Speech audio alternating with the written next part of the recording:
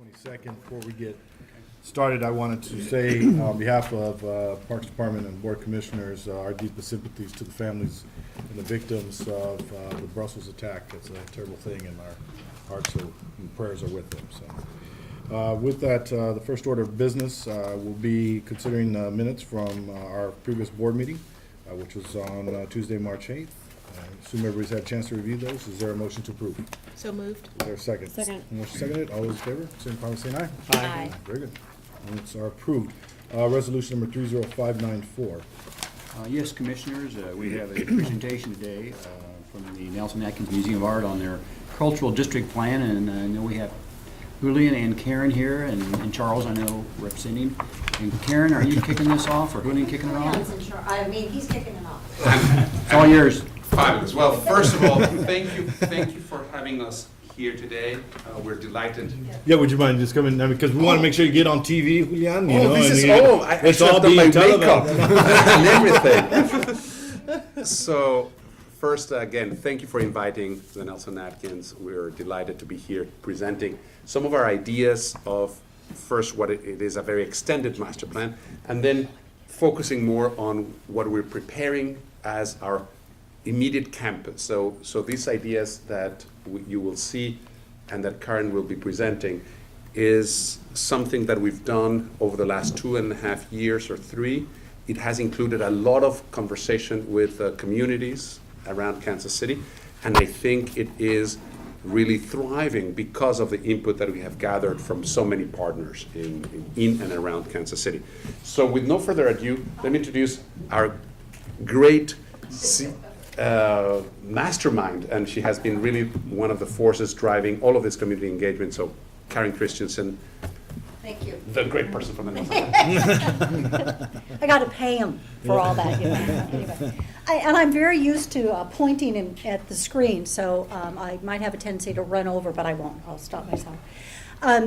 We really are coming here today because we've had a wonderful relationship with Parks and Rec, particularly with Mark over the years.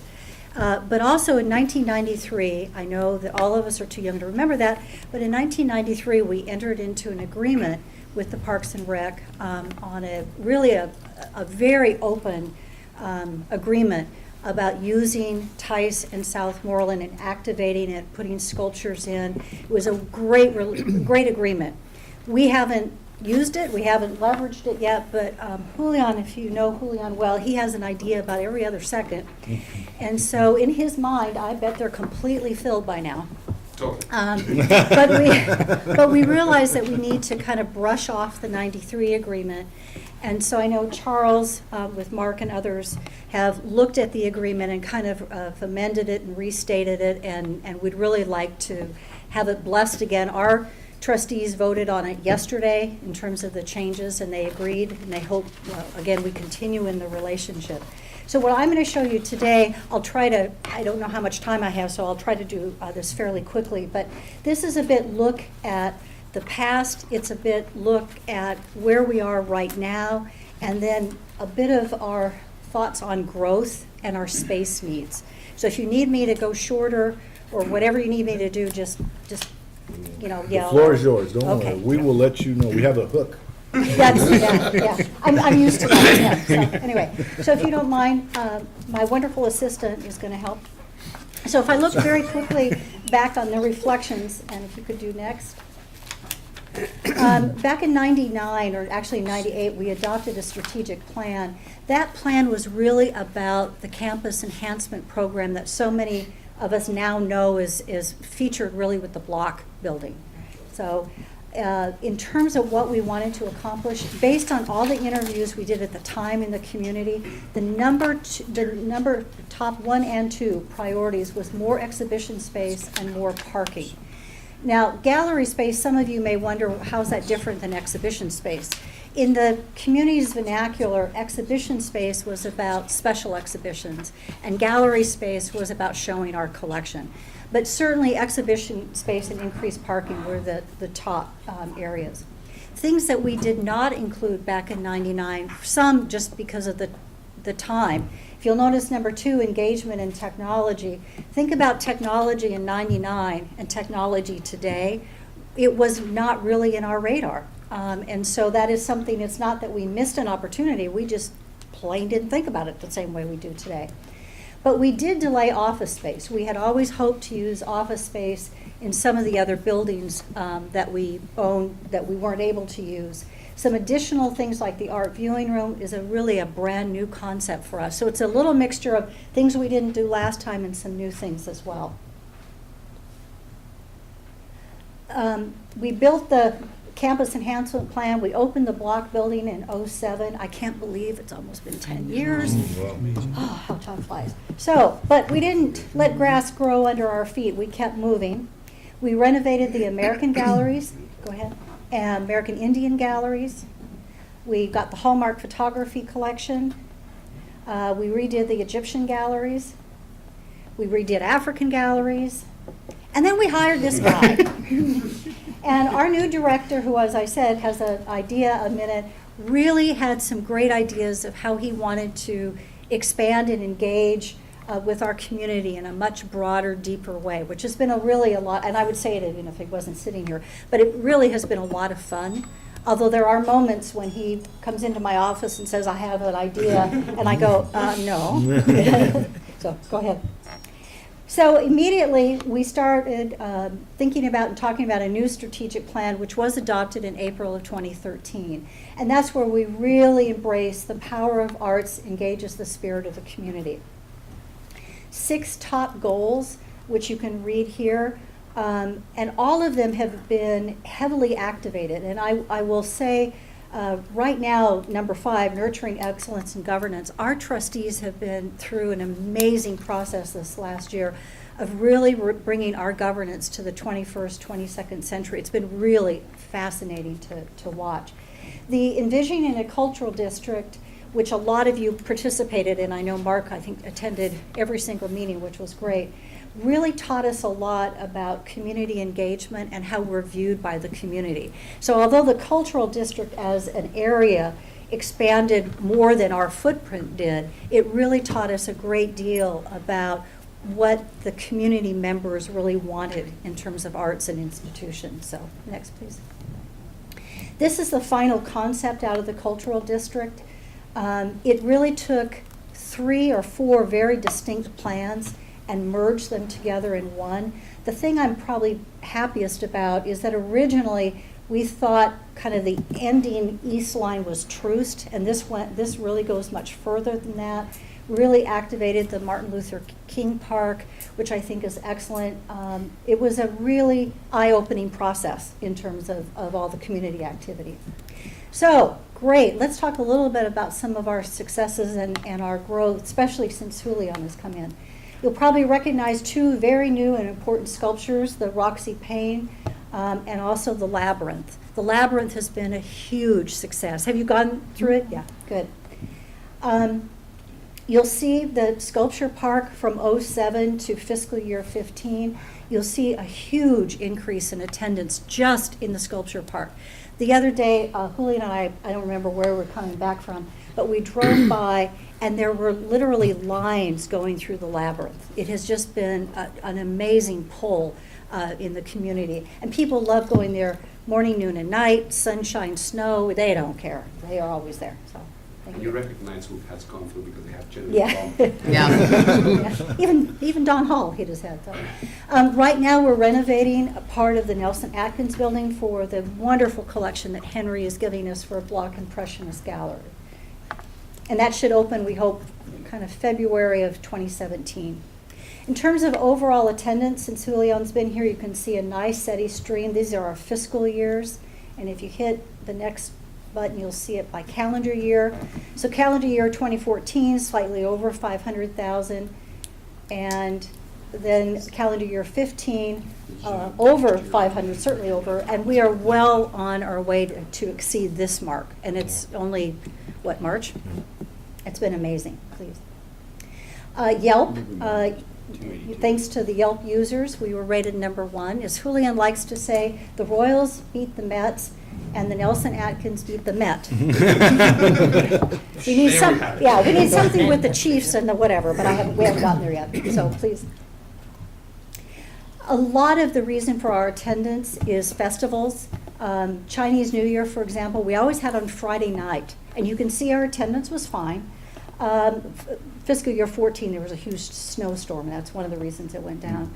But we decided, because when we had it on Friday, I don't know how many of you have been there for Chinese New Year, but it was true gridlock. You could not move because of so many people. It's a great problem to have, but you know, if we had one poor mother lost her child, and it took everybody to find them because there were so many people. So we moved Chinese New Year to Sunday, and you'll notice the last bar, that's when we moved it to Sunday. People standing outside at 10 o'clock in order to come in, and it was an all day, not just 4 or 5 hours. Is it?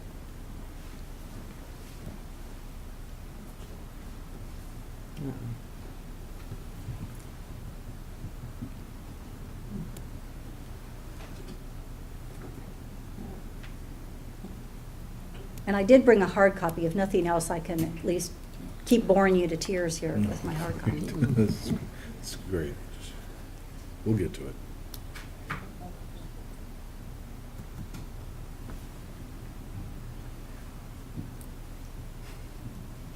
We have to hand that out. Well, I didn't honestly bring it up, but I think I can at least get the message points across. And then I can leave this with Yeah, you no, if that will, please do. if that will help.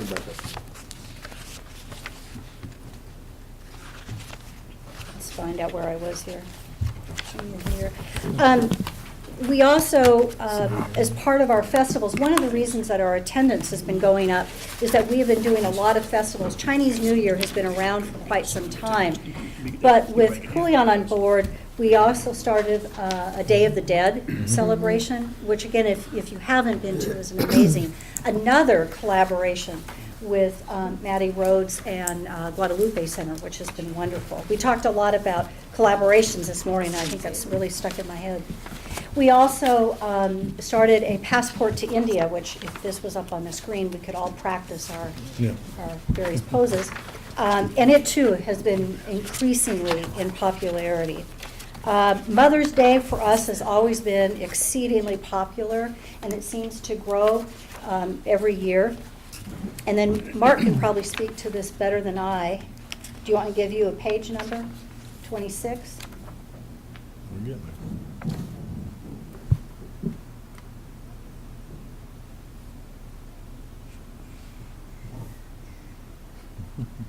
We had a lot of good pictures of Julian, but that one was my favorite.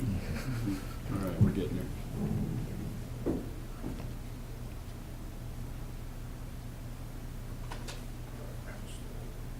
There, Day of the Dead, the 18th. Thank you. So we did Day of the Dead, which again has continued in popularity. Passport to India as well. Mother's Day, I love that. Parks and Rec, we've done, really, it's been fun to work so much with you guys on the big picnic. It's really flowing from not only our, do you have the next, save the date out? July 17th. Okay, everybody mark your calendars. Right here, there you go. It's flowed Car over, over there. great, it's flowed over over across Emmanuel, Cleaver, you know, it's wonderful. A lot of innovations. One thing that Julian has really talked a lot about, which I think you'll appreciate, is let's take some risks and let's learn from either those positive or not so positive experiences. And I think Julian would agree, when we first suggested doing skateboard in Kirkwood Hall, even he paused, which I had never seen before. I discovered their boundaries. Yeah. So what we did in Kirkwood, these were the professionals, and we made sure the floors were protected. You know, we did a lot of things. And then after the professionals were done, we actually moved outside of the parking lot and had a lot of the amateurs with the professionals learn how to skateboard. So we really balanced the experiences.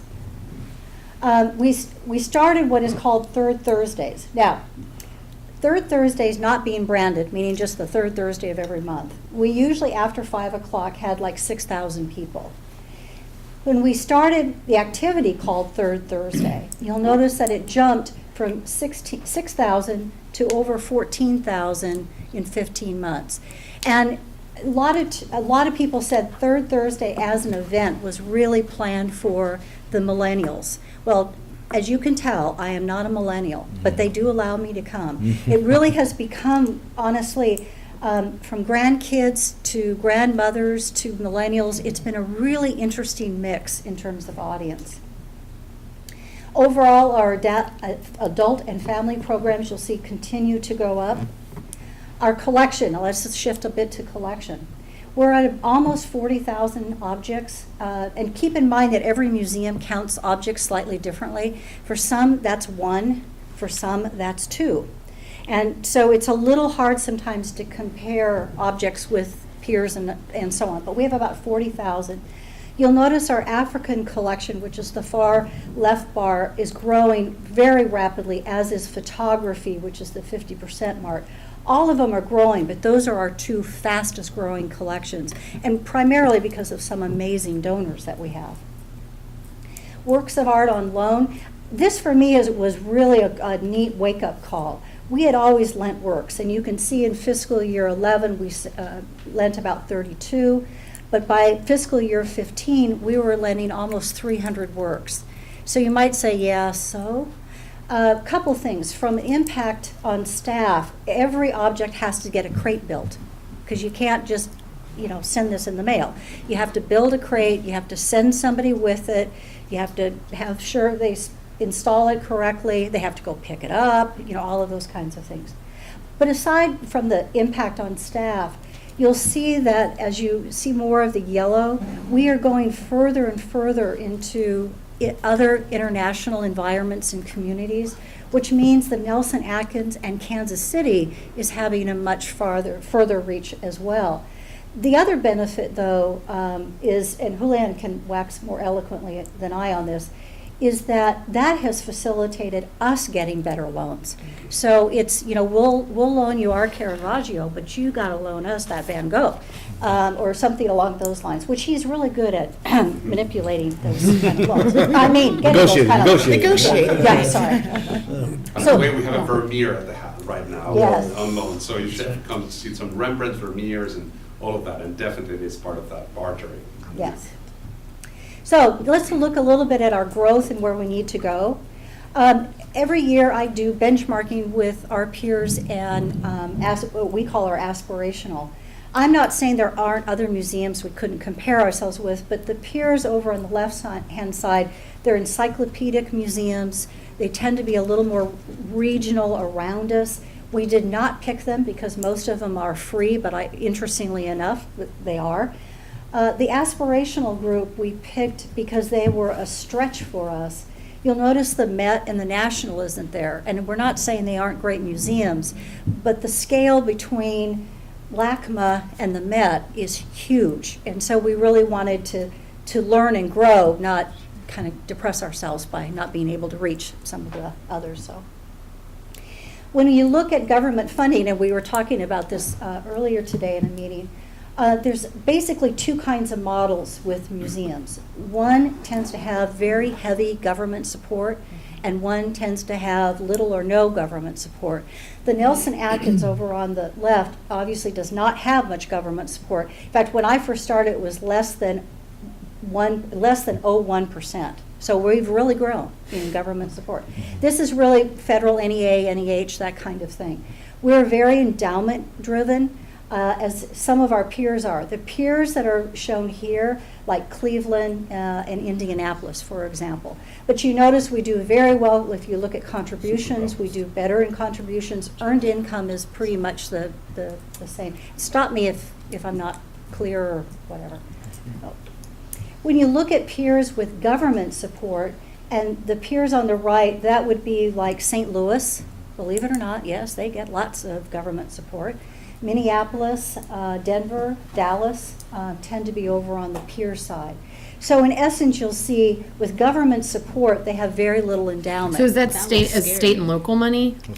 St. Louis is actually an old bed and breakfast tax issue that was back from when the when the World's Fair was up. I Oh, mean, it's okay, that so old. dedicated tax street Yeah. usually. Yeah. Okay. It's a levy.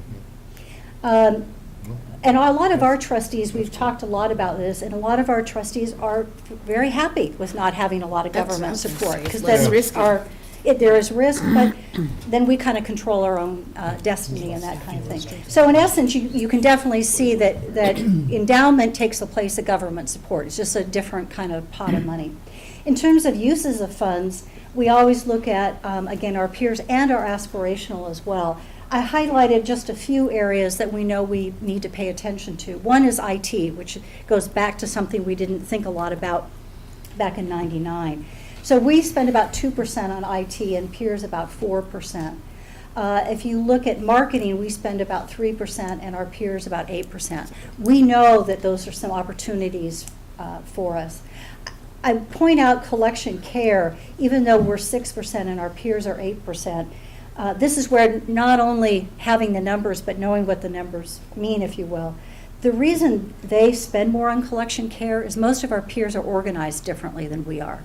So if we put everything that they had in our org chart, we would be more like 8%. Does that make sense? Okay. Metropolitan statistical area. Okay, so the blue is always Nelson, so go ahead. Peers are red, and one more time, aspirational is green. Good gracious. This to me is kind of the pool that we're all swimming in. So if you'd hit the next one. Go ahead. Go ahead. So when we look at our attendance in relation to our MSA, we are in a smaller pool, but we knock their socks off in terms of pulling from our MSA, which I think is a pretty nice thing. So please. That is Julian's, by the way, favorite slide. That's what we beat them at too. Yeah. Number of individuals, go ahead. And one more time. So number of individual members, again, ours looks fairly low or flat. I kind of like that it's fairly flat, some increase as opposed to peers that are and aspirational that are kind of up and down, which means you've got income streams going up and down. If you do the same thing, go ahead one more, yep, with individual members as a percent of MSA. Again, our membership, we pull very well from our MSA, much better again than our peers and our aspirational, please. Number of corporate members, one more, there you go. Again, we do very well compared to peers and aspirational. Now, some of that is our peers, like Indianapolis, doesn't even have a corporate program. I don't know why, because they do have corporations, but it was a choice they made. Ours was started by Henry Block, 1980-something, and has done very well over the years, please. All right, let's look a little more at some growth, please. If we grow our collection, assuming the same rate of growth, not spurts of a huge collection coming in, but just the same flat rate of, or not flat, the same steady stream of growth. If you look at currently, our collection is about 40,000, but by 2025, our collection would grow to over 57,000 objects. With more collection, you need more conservation, you need more protection, you need all of those kinds of things. Go ahead. Translating that into space to conserve the objects, even looking at our peers today, we have less space for conservation today than our peers in aspirational, let alone assuming any growth. Here's our footprint of the kinds of galleries we have. Go ahead. If we look at, again, the collection growth, assuming the same percentage on view, so no increase in percentage on view, we would need to have from the current 73,000 to over 88,000 square feet to just show exactly the same percentage that we have today. And of course, with more art, you need more storage. If we look at art storage, right now we have about 32, almost 33,000 square feet. Again, using that same rate of growth, we need more like 48,000 square feet. And I can almost tell you that rarely does your collection grow quite as statistically, but that was actually a more conservative way of looking at it. So this is a space that we now use a lot for crates that we didn't anticipate. I've talked about loans. If you'll notice the different colors and codes, those are all the different crates from not only us, but other organizations, and we need a place every time we borrow or lend art to store crates, please.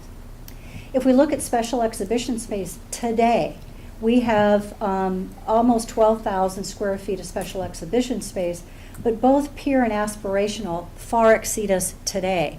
Now, I remember, this, I know dates me, but I remember when we built the block building, we used to have 5,000 square feet of space. We were downright giddy that we were going to get almost 12,000. We could not believe that we were going to have so much space.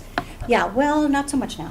So, when you look at education, again, right now we have almost 16,000 square feet.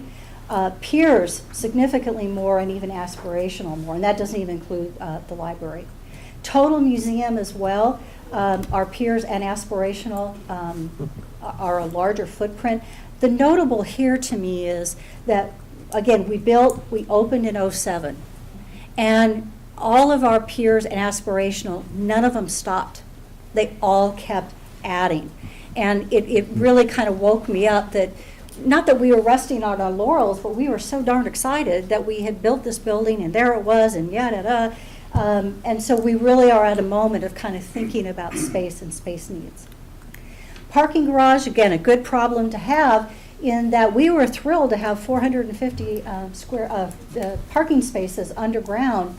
And what we're finding is Friday and Saturday, which are big days, we are straining the parking garage.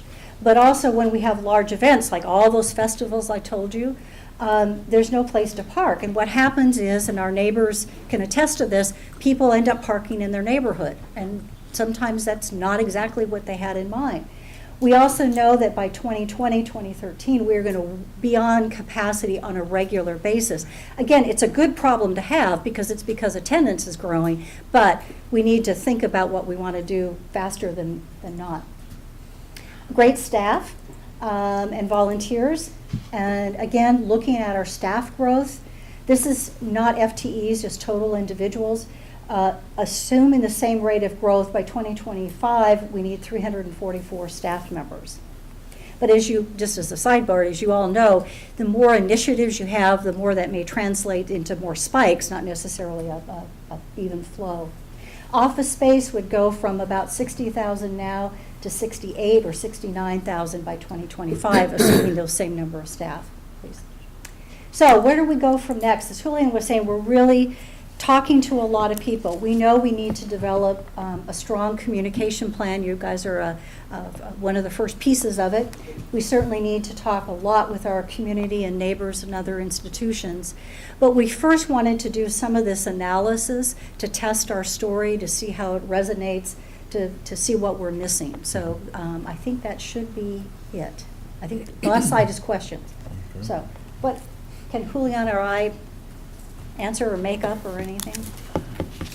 I just want to say what a thorough presentation. I mean, it's fantastic to learn so much about the Nelson in this context. We always have an opportunity to learn a lot about our other partners, the Starlight Liberty Memorial Association, the Kansas City Zoo, and you all, even, in many ways, you fit that mold for us as a partner for us, and to understand where you've been, where you're going, how this plays into the larger context of how we can partner is a tremendous benefit for us as we move forward to strengthen this partnership Right. and help you all out, and in turn, that helps us out in all of Kansas City. So Great. I found that to be just fascinating. So thank you so much for taking the time no of problem. going through all that, and I turn over to my fellow commissioners for any questions or comments they want to make. So. I just want to congrats on all the accolades that we continue to hear. It's an amazing gym that we have here in Kansas City, and to see that slide there on how we're putting a little piece of Kansas City all over the world is incredible. So Yeah. thanks what you're doing for our city. And Well, thank I mean, you. it's a jewel there, and we're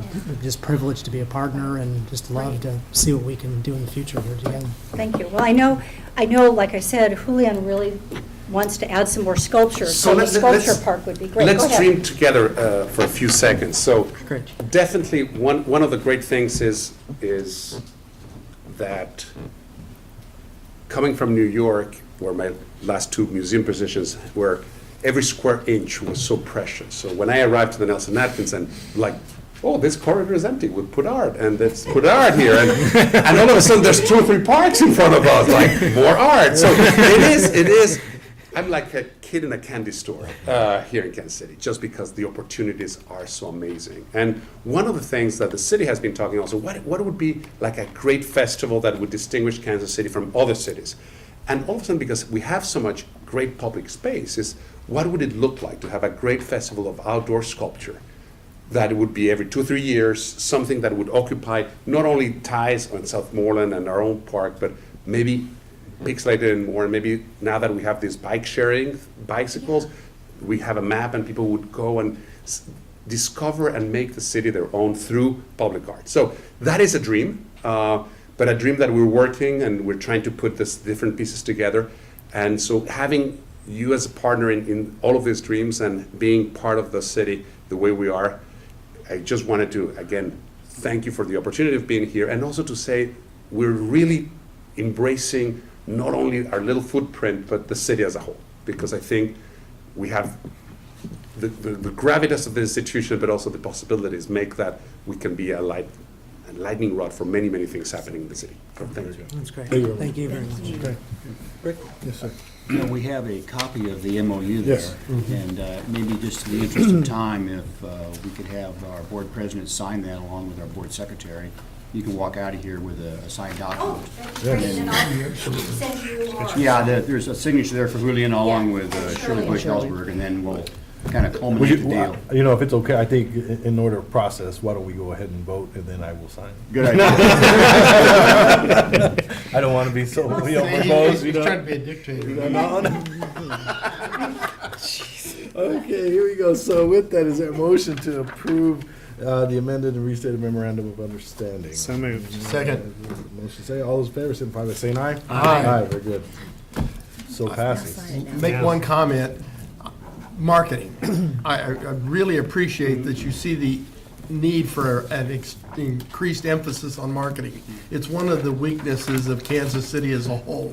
We have so many gyms, but we don't talk enough about it. So I'm very pleased to see the increased emphasis on that. Totally, and I think, I mean, just to go deeper, we feel such a responsibility for making sure the Nelson Atkins and Kansas City go hand in hand together, especially when we land a piece like in Paris, or right now we have our Geronimo's Bosch that made some news because it has been elevated and it is in Holland, that the name Nelson Atkins is always continuous Kansas City Museum. So that there is an emphasis, because sometimes when it's rare that a big museum like ours is not identified with the city immediately in its name.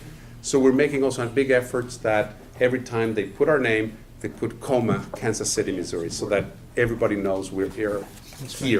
And both, you know, so it is part of our messaging when we land internationally, part of the messaging also here, so that there is an equation. Another just a funny anecdote.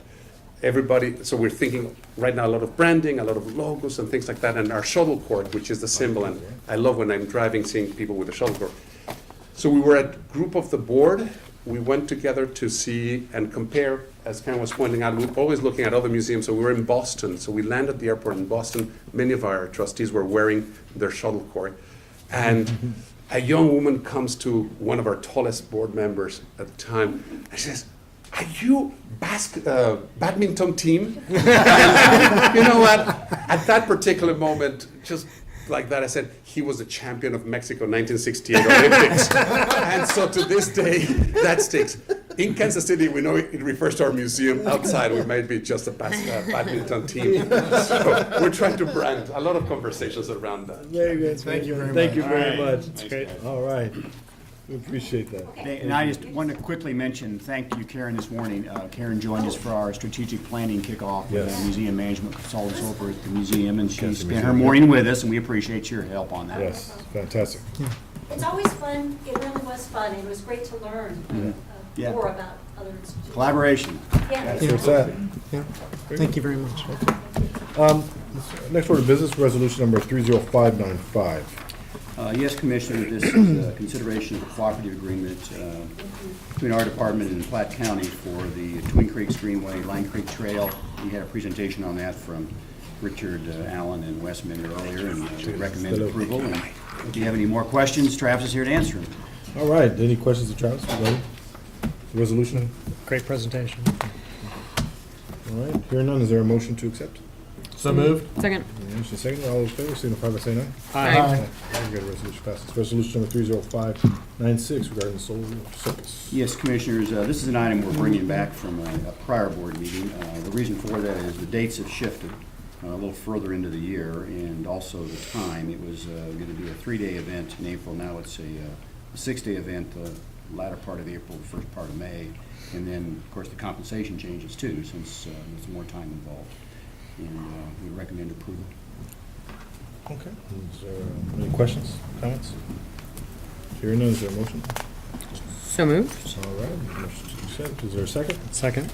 Motion seconded. All those in favor, signify by saying aye. Aye. Okay, resolution passes. Do we want to do the next three as one, being that it's with Midwest Pool Management? Is there any problem with that, or do we want to go with? No, I think it's fine. I'd like to ask Doug to, at least on the item related to the general pool ones, which is, I believe, the third one, 599. mention where those pools are at.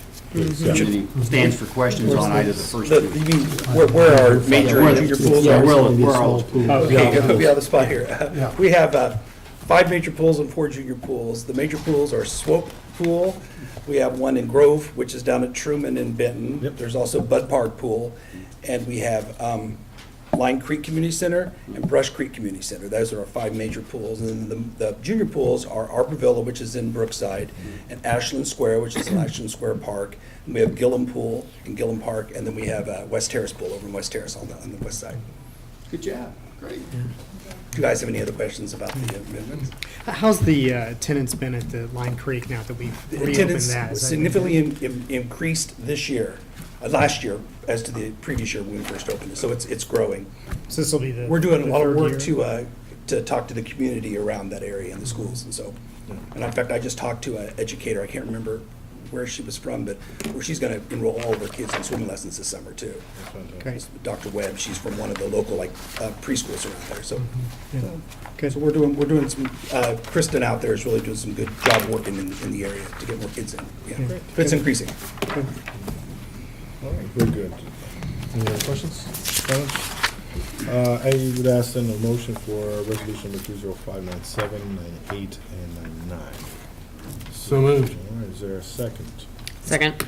Motion is seconded to approve resolutions number 30597, 98, and 99. All those in favor, signify by saying aye. Aye. Very good. Resolution passes. Thank you very much. Thank you. Resolution number 30600.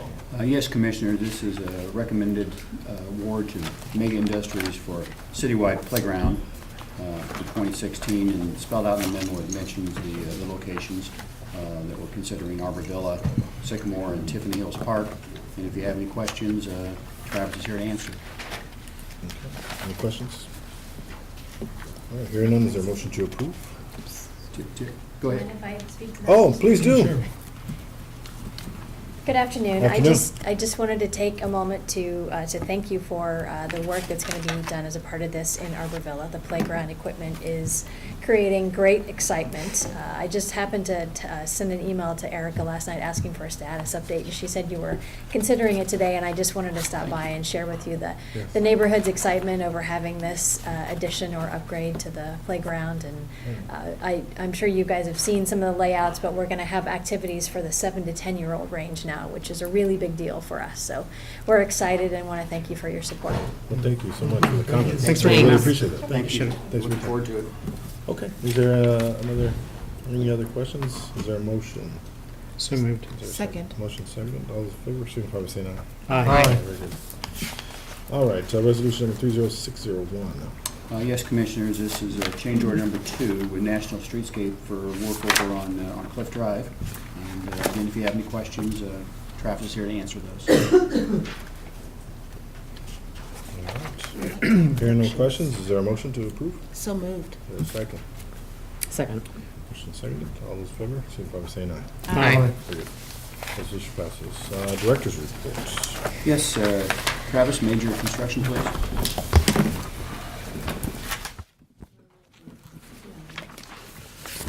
Good afternoon, Commissioners. Today we have update on the Longview track, the west entrance, that's the drive off of Winchester Avenue.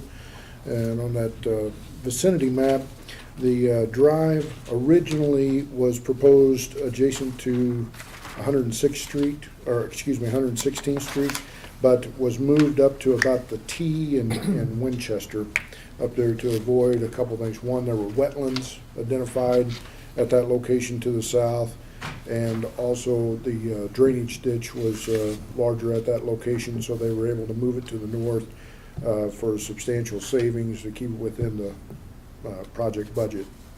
So this involved putting in the drive and sidewalks and ADA access and a lot of stormwater work out there. You can see some of the photos on the next page. That's a 2014 photo.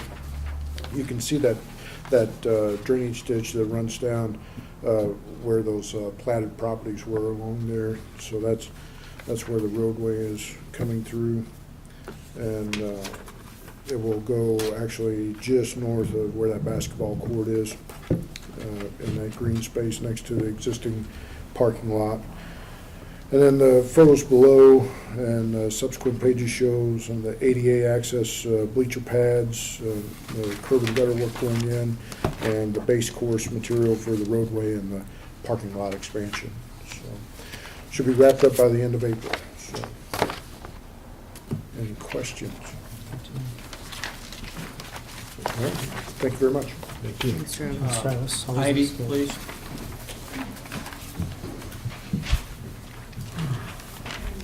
Good afternoon. Afternoon. Good afternoon. Well, the big thing is in front of you, and that is the Spring and Summer Fun Guide that is out. We got those last week and are in the process of getting them distributed and out to all the centers and the libraries and wherever we can get them out there too. And if you'd like to take a stack, you sure are welcome to take them. We were at the Northland, or Doug was, at the Northland Chamber Expo last week when they were hot off the press, so that was really exciting to have them up there. Also, in the last couple weeks, we were in a couple of St. Patrick's Day parades. He saw us. The Green Bus made it through both parades, which was also exciting. And now, we just are moving ahead with a ton of events, and I'm not going to read them because you have the calendar there in front of you. I do want to make a correction, though, because I see I have an April 8th at 9 a.m. for the Go 8 grand opening, and that is not the time. It is at noon. Is that So, noon, correct? yeah, I apologize for that. Still are almost ready to make a decision about the location for Fountain Day. I think we're gonna go with Volker, we should be okay. Yes. Good. So Volker it is. Volker. Volker it is. Volker it is? Volker it We're is. saying that right now. Saying it. 100%. That was an executive decision right there, is what that was. Volker Fountain, April 12th. That's good, because I was out there today doing a site visit, and we got it all, it'll be nice. Okay, so 11 o'clock on Tuesday, April the 12th, Volker Fountain, we'll have Fountain Day. We'll also be kicking off our Feast of Fountains that I talked about, which are going to be our pop-up food truck events that afternoon. So when you come out for Fountain Day, we're going to have a couple of food trucks out there, so you can stay and eat your lunch and support the fountains, because a portion of the proceeds from their sales will go to support the City of Fountains Foundation. So we're excited about that. How do we promote Fountain Day? Fountain Day, Yeah. gosh, That media ceremony. release, Facebook, that ceremony. Yeah. We do media release, e-blast. It's a Facebook event. We promote it that way. It's on our e-calendar. It's on our website. Because everybody's invited, right? What? Everybody's invited, yeah. And it started out when I first came here, 9 years ago, as really just a media event with just a handful of people in all the Right. media. Last year was great. And now it's just grown exponentially over the years. I think City of this, Fountain does a lot to promote it too. yeah, and I think it will be very big this year. Such a big thing for spring. It's great. Yeah. Very Well, quintessential we Kansas used to City. do it on opening day of the Royals, which was really silly, because then nobody paid attention to us. Right. So we got smart and moved it off of that. It's always the second Tuesday in April, unless that does happen to be home opener for the Royals. So, and then we're working on promoting summer camp registration, and then the Discover Day event, which is free activities and admission to 3 of our community centers on April the 23rd, so you can get kind of a taste of the spring and summer programming. Something new I think I've added here since the last time was also on April 23rd, and that's the Arbor Day tree planting in Luce Park that we do with Gardeners Connect. So, here we go. Great. Thanks. Exciting. A lot of great stuff. Thank you so much. And thanks for the guide, too. Heidi, do we have to tell you if we plan on coming to the Hawaii? Yes, you can either tell me or, you can either tell me or go ahead and register with them. They sent out a link as well, because they're kind of trying to keep a number. But are you gonna be there? Yeah, I'll play with it. You gonna do the course too? Come on, dude. You gotta do I'm it. gonna take a look at it. Yeah, because there's two different ways to RSVP, just coming for the event, and then going through the course. So I was planning on bringing probably my two oldest. Okay. Is what I was gonna probably do. Because my youngest is probably too small to do. Yeah, So, I still well, need to get. My 10 and 13 I year think old. there's a height requirement. 10. Oh, it's your age requirement? Yeah, I he's need to 10. find My, out. my middle one's 10, so 10 and 13, and I'm Okay. bringing those guys. Okay. And I'm doing the course. Yeah. Okay. Is there an age requirement on the other end? There is a weight limit. We found that out. I'm gonna leave that one alone, dude. I'm leaving that alone. All right. know. Yeah. So we have no public hearings. Mark, you want to just quickly look at that review, the calendar? And Yeah, then- just quickly, thank you. Going on Kind session. of getting through the month of March. Maybe all the way through July. So maybe just touch briefly on the month of April. Right on. And then as Heidi just mentioned, the Go Ape, and I guess we need to change on the calendar too, since it is noon instead of 9 o'clock. We do have a meeting to discuss items here at 8:30 on the 2nd, April, meeting here. And that's Carmen, you sent out those invites, right? 2nd. And then the next board meeting's on the 5th. Fountain Day we just talked about. We can add a location to that on the 12th, of course. Children's Fountain. And then we'll change it from children's to local, basically. And then, of course, Platte County Park Partners on the 13th, board meeting on the 19th, and then a couple of our partner groups, FOTS board meeting, and then the annual meeting of the Starlight Board with their reunion is on the 28th. Carnes Playground, 3 o'clock on the 30th. Yeah, that's exciting. That's a neat one, yeah. That's a new one. What? The Carnes, Carnes. the Roanoke Park, yeah, that playground. Gil- that is- Gil- Oh, yeah, it's awesome. Yeah, It it's a is. pretty neat playground. That big slide is, Yeah. I know we're not supposed to go down it yet. I didn't. It worked. Anyway, that gets us to the month of April, or at least on the calendar it does. Okay. I'd like Okay. to make a motion that we go into closed session to discuss legal real estate or personnel issues pursuant to revised statute 610.021. Very good. There's been a motion to go into closed session. Is there a second? Second. There's a motion seconded. We will start then with Commissioner Crosby. How do you vote? Aye. All right. Aye. Aye. Aye. Aye. Very good. We are now officially in closed session.